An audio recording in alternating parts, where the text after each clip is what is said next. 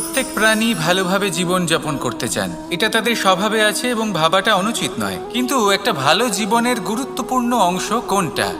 বসবাসের স্থান, সেই স্থান যেখানে আমরা জীবন অতিবাহিত করি।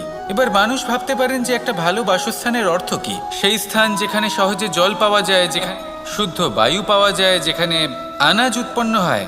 এটা জীবনযাপনের জন্য পর্যাপ্ত বটে, কিন্তু ভালো জীবনযাপনের জন্য আরও একটা কথা আপনাকে বুঝতে হবে।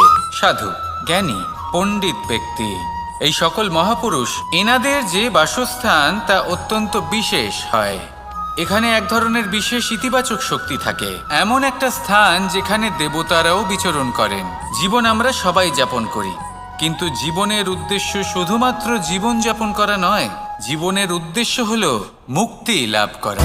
আর এই সকল সাধু, জ্ঞানী, পণ্ডিত ব্যক্তি, এই সকল মহাপুরুষ আপনাকে মুক্তির পথে নিয়ে যেতে পারে।